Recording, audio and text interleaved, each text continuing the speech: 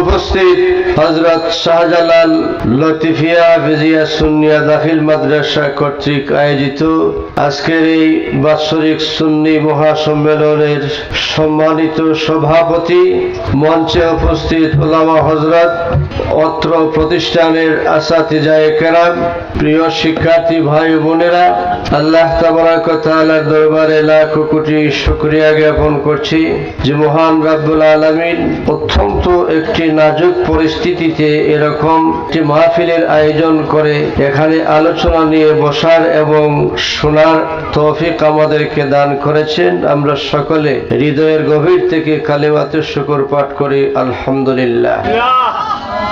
আর একটু জোরে আমরা সকলে বলি আলহামদুলিল্লাহ। এরকম মাহফিল যদি হয় আয়োজন, শয়তান খুব খুশি হয় না বেজার হয়? বেজার হয়। তো এই মাহফিলে আসার জন্য শয়তান মাঝখানে বাধাগ্রস্ত হয়ে দাঁড়ায়, যেখানে যাওয়ার দরকার নাই। আর যারা আমরা বসলাম তাদের ভিতরেও শয়তান বিভিন্ন কাজের সুযোগ তৈরি করে দেয়। তোমার এই কাজ বাকি আছে, তোমার এখানে যাওয়া বাকি আছে, তোমার অমুক বন্ধু আসছে তার সাথে গল্প করো, এই কথাগুলো এই মুহূর্তে স্মরণ করাইয়া দেয়। তো আলহামদুলিল্লাহ আর সুবহানাল্লাহর আওয়াজ দিয়া শয়তানের কোমর ভেঙে দিতে হবে না মজবুত করতে হবে? ভেঙে দিতে হবে। এই জন্য আওয়াজটা আমাদেরকে আসতে বলবো না জোরে বলবো? জোরে বলবো। আমরা সকলে আবারও বলি আলহামদুলিল্লাহ। সম্মানিত উপস্থিতি, মঞ্চে বসার পর আমাকে জানিয়ে দেওয়া হলো কারবালা সম্পর্কে কিছু বলার। এটা অনেক লম্বা ঘটনা আর জুমার সময় খুব নিকটে। তো যাই হোক, সংক্ষেপে যা পারি আমরা বলবো। কারবালার এই ক্ষেত্রটা তৈরি হয়েছিল কেন? বর্তমান যে পরিস্থিতিতে আমরা বসবাস করছি, এই পরিস্থিতির মোকাবেলা করার জন্য, এই পরিস্থিতির বিরুদ্ধে রুখে দাঁড়ানোর জন্য, জীবন বাজি ধরার জন্য কিয়ামত পর্যন্ত আনেওয়ালা সকল উম্মতের শিক্ষা নিয়ে এই কারবালার রণক্ষেত্রের সূচনা হয়েছিল। বিশ্বনবী হযরত মুহাম্মদুর রাসূল সাল্লাল্লাহু আলাইহি সাল্লামের নয়নের মনে ছিলেন ইমাম হাসান এবং হুসাইন। উনাদেরকে এত মহব্বত এবং এত আদর করতেন। ইমাম হুসাইন বললেন, নবীজি নানা যান, এই মুহূর্তে আমাকে ঘোড়া কিনে দিতে হবে। বলে, এখন ঘোড়া পাবো কোথায়? তোমাকে পরে ঘোড়া দিব, তোমাকে পরে ঘোড়া দিব। বলে, এখনই আমাকে দিতে হবে। একটু বাচ্চাদের এগিয়েমি যখন যা বলে তাকে এটা হাজির করে দিতে হয়। বলে, এখনই আমাকে ঘোড়া দিতে হবে, আমি ঘোড়া দৌড়াবো। নবীজি বললেন, এখন রাত্রে বেলা তোমাকে ঘোড়া দিব কিভাবে? দিন আসুক, বাজার থেকে তোমাকে ঘোড়া কিনে দিব। না, কিছুতেই মানানো যাচ্ছে না। নবী করিম সাল্লাল্লাহু আলাইহি ওয়াসাল্লাম ইরশাদ ফরমান, ও হুসাইন, তোমাকে এই মুহূর্তে একটি ঘোড়া দিচ্ছি, এই ঘোড়া তুমি সওয়ার হও। বলুন সুবহানাল্লাহ। আর একটু জোরে বলবেন না সুবহানাল্লাহ? নবীজি উপর হয়ে বসলেন এবং ইমাম হুসাইনকে বললেন, তুমি আমার পিঠের উপরে সওয়ার হও, তুমি আমার পিঠের উপরে সওয়ার হও এবং ঘোড়া দৌড়াও। নবীজির পিঠ মুবারকের উপরে ইমাম হুসাইন সওয়ার হইলেন এবং ঘোড়া দৌড়াইলেন। ইমাম হুসাইন পিঠের উপরে সওয়ার হয়ে বলেন, নানা যান, মানুষের ঘোড়ার তো লাগাম থাকে, আমার ঘোড়ার লাগাম নাই। তো আমি কথাটা এই জন্য বললাম যে এত মহব্বত নবীজি করতেন ইমাম হুসাইনকে। ইমাম হুসাইন রাদিয়াল্লাহু তাআলা আনহু, তিনি নবীজির ঘরে বসা, পাশাপাশি ঘর। রাত্রে বেলা বললেন, ও নানা যান, আমি ঘরে যাব, আমাকে লাইটের ব্যবস্থা করে দেন। বলে, এখন আমি লাইটের ব্যবস্থা কিভাবে করব? বলে, না, আমাকে ঘরে যাইতে হবে, অন্ধকার রাত। নবীজি যখন শেষ পর্যন্ত তাকে থামাইতে পারলেন না, নবীজি বললেন, যাও তুমি, আমি লাইটের ব্যবস্থা করে দিচ্ছি। নবীজি মুস্কি হাসি দিলেন, আর দাঁত মুবারক থেকে যে ঝিলিক বের হলো, সারা এই পথ আলোকিত হয়ে গেল। বলুন সুবহানাল্লাহ। কিন্তু ইমাম হুসাইনের কথা অন্ধকারে মানতেও রাজি হলেন। ইমাম হুসাইনকে ঘরে এই মুহূর্তে পৌঁছাই দিতে হবে, পৌঁছাইয়া দিতে হবে। মুআজ্জাজ মুকাররম হাজিরিন, এরকম ইমাম হুসাইন রাদিয়াল্লাহু তাআলা আনহু, যিনি জান্নাতের সকল যুবকদের লিডার হবেন। দুনিয়ায় লিডার হওয়ার জন্য জীবন বাজি ধরে, জীবন দিয়ে দেয়, রক্ত দেয়, জেল জরিমানা যা কিছু আছে সব আমি সইতে রাজি, কিন্তু লিডারই আমি চাই, লিডারই আমি চাই। এরকম লিডার হবেন ইমাম হুসাইন রাদিয়াল্লাহু তাআলা। কোন জায়গায়? জান্নাতে। কোন জায়গায় হবেন? জান্নাতে। এবং শুধু একটি গোত্রের নয়, একটি গ্রামের নয়, সারা দুনিয়ার সকল জান্নাতি যুবকদের বলেন সুবহানাল্লাহ। এরকম ইমাম হুসাইন রাদিয়াল্লাহু তাআলা আনহু, ইমাম হুসাইন রাদিয়াল্লাহু তাআলা আনহু কারবালার রণপ্রান্তরে শাহাদাত বরণ করার প্রয়োজন কি ছিল? মুআজ্জাজ মুকাররম হাজিরিন, কোরআনে কারীম থেকে আয়াত তিলাওয়াত করেছি, সকল প্রাণী মৃত্যুর স্বাদ গ্রহণ করতে হবে। মৃত্যু থেকে আমরা যত দ্রুত পলায়ন করি, কিন্তু তা কোনো অবস্থাতেই সম্ভব হবে না। মৃত্যু আপনাকে আমাকে একদিন পাকড়াও করবে, আর তার সাথে আপনার আমার সাক্ষাৎ ঘটবে। কি বলেন, ঘটবে কি ঘটবে না? ঘটার জন্য যত উপায় উপকরণের প্রয়োজন, যত ঘটনার প্রয়োজন, সবগুলো আমার জীবনে ঘটবে। মানুষ বলে, আহা, যদি মানুষটা আজকে সুরমা নদীতে মাছ ধরতে যাইতো না, তাহলে হয়তো মরতো না। বড়ি বাবা গিয়া অনেক এখানে বসেই মারা গেছে, এরকম ঘটনা আছে কিনা নাই? আছে কিনা নাই? আছে। হাল চাষ করতে গিয়া সেখানে হালে ধরা অবস্থায় মারা গেছে, এরকমও ঘটনা আছে। ঘুমাইতে গিয়া ঘুমের অবস্থায় তার মৃত্যু হয়ে গেছে, কেউ আর বলতে পারে না। সকালবেলা যখন তাকে ডাকে, সে আর ঘুম থেকে জাগে না, এটাই তার চিরঘুম হয়ে গিয়েছে। তো বিষয়টা হলো, মৃত্যুর সাথে মুলাকাতের জন্য যতগুলা রাস্তা অতিক্রম করার প্রয়োজন, যতগুলা ঘটনা আমার জীবনে ঘটার প্রয়োজন, সবগুলা ঘটবে, এরপর মৃত্যু হবে। মৃত্যুর সাথে মুলাকাত হবেই। কেন হবে? যে মৃত্যু না হলে পরকাল আসবে না, আর পরকাল না আসলে জীবনের সকল পুরাপুরি হিসাব দেওয়া যাবে না। দুনিয়ায় হিসাবের কারচুপি আছে, কি আছে কিনা নাই? হিসাবের কারচুপি আসেনি? আছে। সেখানে হিসাবের কারচুপি নাই। আমার আল্লাহ তাবারক ওয়া তাআলা রহমতের দুই ফেরেশতা দুই কাঁধে বসায়া রাখলেন, তারা সব হিসাব লিখতে আছে। লিখতেছেন কি লিখতেছেন না? কিরামান কাতিবিনা ইয়ালামুনা মা তাফআলুন ইন্নাল আবরারা লাফি নাঈম ওয়া ইন্নাল ফুজ্জারা লাফি জাহিম। আমার পরওয়ারদিগার দুই কাঁধে দুইজন ফেরেশতা রেখে দিয়েছেন। যত কথা আমরা বলি, যত কাজ করি, প্রতি শ্বাসে শ্বাসে কাকে গালি দিয়েছি, কার বিরুদ্ধে খারাপ মন্তব্য করেছি, সবগুলা আমার আল্লাহ তাবারক ওয়া তাআলার এই রহমতের ফেরেশতারা বসে বসে লিখতে আছেন।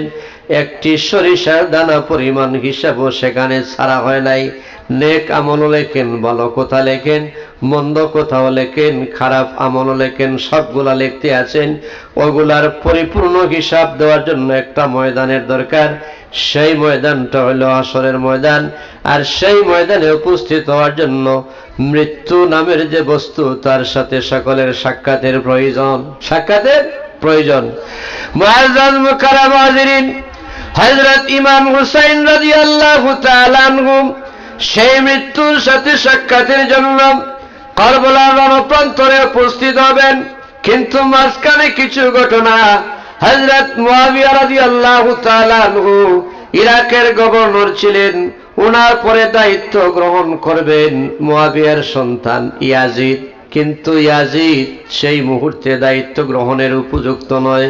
সে মদ, গাঁজা, নারীবাজি, জুয়া, চুরি, যত ধরনের অপকর্ম আছে সবগুলার সাথে জড়িত ছিল। কি বলেন? সবগুলার সাথে জড়িত ছিল। নেতৃত্ব সম্মানী আসনে যিনি বসবেন, সে 10 জন থেকে সম্মানী লোক হওয়া প্রয়োজন, 10 জন থেকে তার চরিত্র ভালো হওয়া প্রয়োজন। কি বলেন, ঠিক না বেঠিক? এজন্য পোস্টারে লেখা হয় নির্বাচনের সময় যে অমুক ভাইয়ের চরিত্র ফুলের মতো পবিত্র। কারণ এই স্লোগান না দিলে, পবিত্রতার একটি প্রকাশ বক্তব্যের মাধ্যমে হলেও না ঘটাইলে জনগণ তার উপরে আস্থা আনবে না। আর একজন বক্তব্য শুনে বলে যে শুনলাম এই লোকটা নাকি গান বাজনাও করে, আবার দেখি মাইকে বলে যে ফুলের মতো পবিত্র। তো হইলে আমার দেখাটা হয়তো ভুলও হইতে পারে, যা একটা ভোট দিয়েই দিব। এই 10 জন থেকে সম্মানী বানানোর জন্য এই বক্তব্যগুলো মিথ্যা এবং সত্য সবগুলা এক জায়গায় জোগা খিচুড়ি করে তার পক্ষে বলা হয় টাকার কিনা কিছু মানুষ দিয়া, টাকার কিনা কিছু মানুষ দিয়া। মুআজ্জাজ মুকাররম হাজিরিন, আজ ভালো কথা বলানোর স্বার্থে মিথ্যা কথা বলানো হয়। সমাজ থেকে কিছু মানুষ চয়ন করে নেওয়া হয়েছে টাকার বিনিময়ে, তাদের পোশাক পরিচ্ছদকে সুন্দর করে দিয়ে, তাদের ভিতরটাকে কালো করে দিয়ে মানুষকে সুন্দর সুন্দর মুখরোচক বক্তব্য শোনাইয়া মানুষকে আজ বিভ্রান্তি করার জন্য তারা আজ পায়তারা করছে ইহুদি খ্রিস্টানরা। বলুন ঠিক না বেঠিক? একটু জোরে আওয়াজ দিয়ে বলুন। মুআজ্জাজ মুকাররম হাজিরিন, আজ আমাকে বলা হয়েছে কারবালা সম্পর্কে কিছু বলার জন্য। যখন ইরাকের কিছু সংখ্যক মানুষ হযরত মুআবিয়া রাদিয়াল্লাহু তাআলা আনহুর সন্তান, উনি জলিলুল কদর সাহাবী ছিলেন, গুরুত্বপূর্ণ একজন সাহাবী ছিলেন, এই সাহাবীর সন্তান সে পথভ্রষ্ট হয়ে গিয়েছে, সমাজের প্ররোচনায় পড়ে শয়তানের পদাঙ্ক অনুসরণ করে সে তার চরিত্রকে নষ্ট করে দিয়েছে, সে স্খলিত হয়ে গিয়েছে দিনের পথ থেকে। তাকে কেন এই সম্মানের আসনে বসানো হবে? মানুষ প্রতিবাদের ঝড় তুলে দিয়েছে, প্রতিবাদের ঝড় তুলে দিয়েছে। ইমাম হুসাইন, ইমাম হাসান রাদিয়াল্লাহু তাআলা আনহু তারা সপরিবারে মদিনায় বসবাস করেন।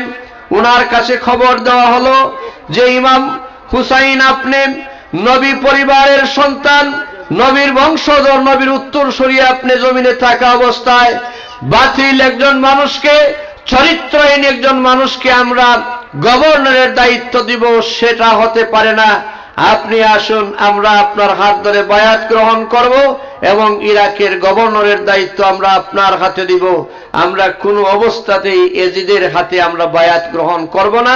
এজিদের হাতে ইরাকের মতো এই সুসংগঠিত একটি দেশ, প্রতিষ্ঠিত একটি দেশের দায়িত্ব আমরা ইয়াজিদের হাতে দিতে পারি না।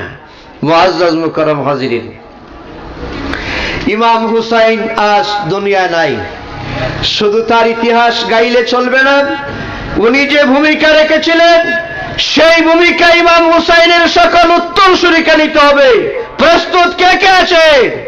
মুআজ্জাজ মুকাররম হাজিরিন, ইমাম হুসাইনের ভূমিকা আমাদেরকে যার যার অবস্থান তাকে নিতে হবে। ইমাম হুসাইন ঘোষণা দিয়েছিলেন, যে লোকটি মদের আড্ডা যায়, যে লোক নারীবাজিতে লিপ্ত, যেই লোক মিথ্যা বলে, চুরি ডাকাতি ছিনতাই রাহাজানিতে লিপ্ত, আমি নবী বংশ বেঁচে থাকতে, নবীর দৌহিত্র ইমাম হুসাইন বেঁচে থাকতে আমি কমপক্ষে তাকে কোনো অবস্থাতেই সমর্থন জানাতে পারি না। মুআজ্জাজ মুকাররম হাজিরিন, আজ যারা মাইকের আওয়াজ যতদূর পর্যন্ত পৌঁছে, সকলের কাছে আমি আহ্বান জানাই, যাদের ভোটের অধিকার রয়েছে, আমরা ভোট যখন সময় হয় সময় মতো ভোট প্রয়োগ করার জন্য আমরা ভোট কেন্দ্রে যাই। কি বলেন, যাই কি যাই না? যদি যাই তাহলে সেখানে ভোটের সেই শিল মারার সময় ইমাম হুসাইনের ভূমিকা আমাকে রাখতে হবে, যিনি মদের সাথে জড়িত, নারীবাজির সাথে জড়িত, চুরি ছিনতাই ডাকাতি রাহাজানির সাথে জড়িত, তাকে কোনো অবস্থাতেই আমার সমর্থন অর্থাৎ আমার শিল দেওয়া যাবে না, শিল দেওয়া যাবে না। বলেন যে মানুষটা তো বড় নামাজি, মানুষটা বড় নামাজি, ইয়া লম্বা দাড়ি, ইয়া লম্বা দাড়ি। মুআজ্জাজ মুকাররম হাজিরিন, আমি আপনাদেরকে জিজ্ঞাসা করব, রবি ঠাকুরের নাম আপনারা শুনেছেন? তারও তো দাড়ি ছিল। ফেরাউনের নাম শুনেছেন? তারও তো ইয়া লম্বা দাড়ি ছিল। আকল এবং বুদ্ধির সীমা ছিল না, তার অনেক বুদ্ধি ছিল। যে বুদ্ধি দিয়া মানুষকে আকৃষ্ট করে সে তার খুদাই দাবি করলো, সে তার খুদাই দাবি করলো। বুদ্ধি আর আকল দিয়ে দুনিয়ায় অনেক কিছু অর্জন করা যায়, কিন্তু বুদ্ধি আর আকল দিয়া মালাকুল মউতের হাতটাকে বেচা যায় না। বুদ্ধি আর আকল দিয়া মানুষ জান্নাত লাভ করতে পারে না। জান্নাত লাভ করতে হলে আল্লাহ এবং তার রসুলের সন্তুষ্টি প্রয়োজন। বলো সুবহানাল্লাহ, ঠিক না বে ঠিক? মুআজ্জাজ মুকাররম হাজিরিন, ইমাম হুসাইন রাদিয়াল্লাহু তাআলা আনহুর এই সোচ্চার কণ্ঠে ঘোষণা শুনে ইরাকের মানুষ আশ্বস্ত হলেন, আমরা ইমাম হুসাইনকে আহ্বান জানাবো। ইমাম হুসাইন যদি আসেন তাহলে আমরা ইরাকের গভর্নরের দায়িত্ব ওনার হাতে দিব, ওনার হাতে আমরা বায়াত গ্রহণ করব। আমরা মৃত্যুবরণ করতে রাজি আছি, কিন্তু আমরা ইয়াজিদের হাতে বায়াত গ্রহণ করতে কোনো অবস্থাতে আমরা রাজি নই, আমরা রাজি নই। ইমাম হুসাইন রাদিয়াল্লাহু তাআলা আনহুকে দাওয়াত করা হলো। তিনি সপরিবারে আরো মদিনা থেকে মানুষ সঙ্গী সাথে নিয়ে ইরাকের পথে রওনা হয়েছেন। ইয়াজিদের দরবারে যখন খবর পৌঁছে গেল, ইমাম হুসাইনের গতি রোধ করার জন্য লোক পাঠিয়ে দেওয়া হলো। ইমাম হুসাইন রাদিয়াল্লাহু তাআলা আনহু কারবালার রণপ্রান্তরের কিছু দূর এসে তিনি তাঁবু টাঙ্গালেন এবং সেখান থেকে ইমাম হুসাইনকে ধরে আনার জন্য ইয়াজিদ তার বাহিনীকে পাঠাইয়া দিল। ইয়াজিদ তার বাহিনীকে পাঠাইয়া দিল। মাঝখানে অনেক লম্বা লম্বা কথা আছে, এগুলো সব এখন বলা যাচ্ছে না। এই ইয়াজিদ দুষ্ট চক্রকে পাঠাইয়া দিল দেখার জন্য যে এখানে কি পরিমাণ লোক নিয়ে ইমাম হুসাইন হাজির হয়েছে এবং সেই ইরাকের দিকে অগ্রসর হচ্ছে এটা দেখার জন্য।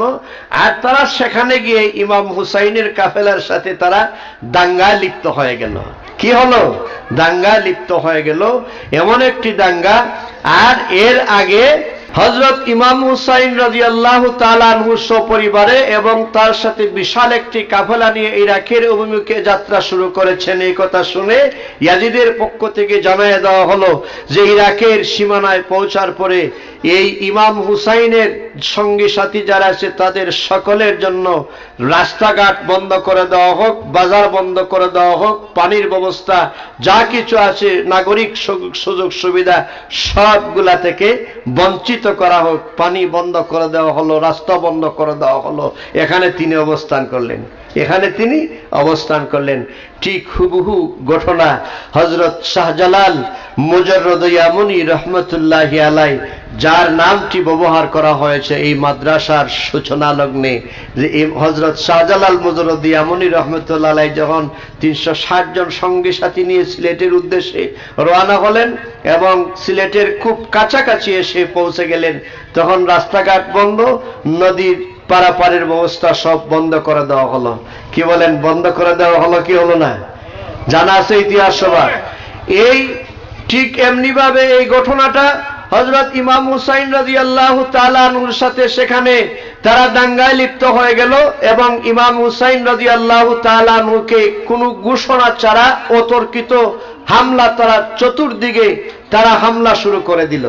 যে হামলাটা ইতিমধ্যে ওনার পক্ষে প্রতিরোধ করা, যে হামলাকে প্রতিহত করা এমত অবস্থায় সুযোগ হলো না, সমর্থন তাদের ছিল না, কারণ তারা ছিল অপ্রস্তুত। তারা মেহমান হিসেবে আসতেছেন আর তারা সেখান থেকে যুদ্ধের প্রস্তুতি নিয়ে অতর্কিত হামলা চালিয়ে পুরা কাফেলাটাকে তারা ঘায়েল করে ফেলল, ঘায়েল করে ফেলল। মুআজ্জাজ মুকাররম হাজিরিন, এক পর্যায়ে ইমাম হুসাইন রাদিয়াল্লাহু তাআলা আনহু যখন চতুর্দিক থেকে তীরের আঘাতে আঘাতে শরীর ঝলসে গিয়েছে, তিনি মাটিতে লুটে পড়লেন। তখন ইয়াজিদের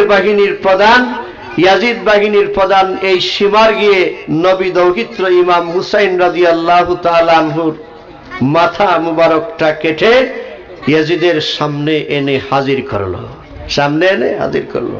তখন সে আফসোসের সুরে বলল, অসীমার, তুমি কি করেছ? তোমার কাজটা তো বলা হয় নাই। তোমাকে বলা হয়েছিল সেখানে এটা পর্যবেক্ষণ করার জন্য, তুমি গিয়ে যুদ্ধ বাজিয়ে দিয়েছ এবং সেখানে একটি যুদ্ধ সংগঠিত হয়েছে। আর এই যুদ্ধের মাধ্যমে তুমি যে কাজটি করেছ অবশ্যই তুমি ঘৃণিত কাজ করেছ। ইমাম হুসাইন রাদিয়াল্লাহু তাআলা আনহুর মাথা কেটে আমার সামনে হাজির করেছ। অসীমা, তুমি জানো না কিয়ামত পর্যন্ত আমাকে কলঙ্কিত করেছ। দুনিয়ার সকল মুসলিম নরনারী কিয়ামত পর্যন্ত আমাকে কেউ ভালো মনে স্মরণ করবে না, ঘৃণার সাথে আমাকে স্মরণ করবে। ঘৃণার সাথে স্মরণ করবে। সে যদিও জালিম, সে যদিও অত্যাচারী, সে যদিও খারাপ চরিত্রের লোক, এরপরও এই বুঝটা তার ছিল, কিন্তু গদির একটা লোভ এবং লালসা তার মাঝে বিরাজ করছিল। আর হযরত ইমাম হুসাইন রাদিয়াল্লাহু তাআলা আনহুর ভিতরে কোনো লোভ এবং লালসা ছিল না। তিনি বিশ্বনবী মুহাম্মদুর রাসূল সাল্লাল্লাহু আলাইহি ওয়াসাল্লামের পবিত্র হাত দ্বারা লালিত পালিত হয়েছেন। তিনি নবীর দৌহিত্র ইমাম হুসাইন, তিনি জান্নাতের সকল যুবকদের সর্দার, যুবকদের নেতৃত্ব দিবেন। সেই ইমাম হুসাইনের দুনিয়ার কোনো লোভ এবং লালসা ছিল না, এটা ইনি প্রমাণ করে দিয়েছেন। কারবালার প্রান্তরে তিনি বাতিলের বিরুদ্ধে সোচ্চার কণ্ঠে দাঁড়িয়ে তিনি প্রতিবাদ করতে গিয়ে সেখানে তিনি জীবন একেবারে বিসর্জন দিয়েছেন। তিনি কারবালার এই প্রান্তরে শাহাদাত বরণ করেছেন। মুআজ্জাজ মুকাররম হাজিরিন, আজ এই ঘটনাটা সংক্ষেপেও যদি আমি বলি, এরপরও সেখান থেকে আমাদের শিক্ষার বিষয় হলো আমাদেরকেও তো একদিন মৃত্যুর সাথে মোলাকাত করতে হবে। কি বলেন, হবে কি হবে না? মোলাকাত করতে হবে। আমাদের মৃত্যুর সাথে মোলাকাতের আগ মুহূর্তের যে সময়টা, এই সময়টা যেন হয় স্মরণীয়। দুনিয়ার মানুষ যেন আপনার আমার কথা স্মরণ করে, দুনিয়ার মানুষ যেন আপনার আমার জন্য জান্নাতের দোয়া করে, দুনিয়ার মানুষ যেন, জীবিত মানুষগুলা যেন আপনার আমার জন্য মাগফিরাতের দোয়া করে, সেই চরিত্র প্রদর্শন করে আপনি আমি মরতে চাই। কে কে রাজি আছি? মুআজ্জাজ মুকাররম হাজিরিন, রাজি আছি, কিন্তু নামাজ পড়া যাবে না। ওয়াজ মাহফিলে যত মানুষকে নামাজের কথা রাজি করানি হয়, যদি সব মানুষ নামাজে যাইতেন তাহলে মসজিদে জায়গা দেওয়া কঠিন হয়ে পড়তো, জায়গা দেওয়া যাইতো না। সম্মানিত উপস্থিতি, আর ওয়াজ নসিহত আজ জায়গায় জায়গায় হচ্ছে, কিন্তু ওয়াজে কাজ করছে কম। এর প্রমাণ হলো, আমার কথা কেউ বিরক্ত হবেন না, এই বাংলাদেশের জমিনে সবচাইতে বেশি ওয়াজ শুনেন যারা মাইকম্যান, যারা মাইক চালান। কথা বুঝে আসছে? যারা মাইক চালান। কিন্তু ওয়াজ মাহফিলেও যখন দেখা যায় এশারের নামাজ এখন শুরু হয়ে যাবে, মাইকম্যানরা পাশে দাঁড়ায় থাকেন অধিকাংশরা, সবাই না, আবার সবাই না। আজকে যারা এখানে আসছেন আলহামদুলিল্লাহ, আমার মনে হয় তারা খুবই ভালো এবং তারা নামাজি মানুষ, এবং আমরা দোয়া করব যেন আমরা সকল নামাজি বনতে পারি, সকল যেন নামাজি বনতে পারি। মুআজ্জাজ মুকাররম হাজিরিন, তো আমার দাবি থাকবে, আজকের এই শাহজালাল লতিফিয়া হাফিজিয়া সুন্নিয়া দাখিল মাদ্রাসার মাহফিলে যারা আমরা এই কারবালার সংক্ষিপ্ত কথা আমরা শুনেছি, ইমাম হুসাইন রাদিয়াল্লাহু তাআলা আনহু মদখোর জুয়াখোরের বিরুদ্ধে, সুদখোরের বিরুদ্ধে সোচ্চার কণ্ঠে আওয়াজ তুলতে গিয়ে তিনি শাহাদাত বরণ করেছিলেন। আমরাও যদি সেই নবী দৌহিত্র ইমাম হুসাইনের উত্তরসূরি হতে চাই, আমরাও যদি তার কাতারে দাঁড়াতে চাই, আমরাও যদি কাল হাশরের ময়দানে জান্নাত পাওয়ার পর সেই জান্নাতের ভিতরে ইমাম হুসাইনের নেতৃত্ব চাই, তাহলে আমাদেরকেও সেই ভূমিকায় উপনীত হতে হবে।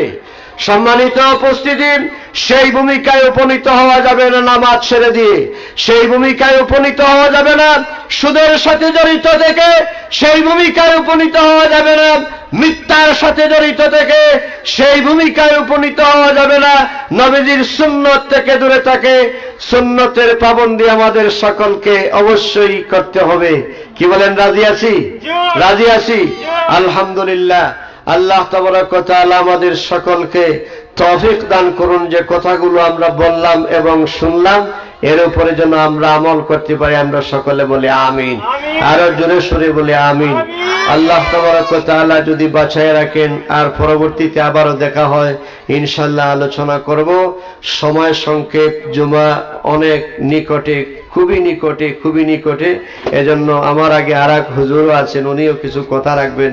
আমি আমার কথা শেষ করলাম। ওয়া আখিরু দাওয়ানা আলহামদুলিল্লাহি রাব্বিল আলামিন।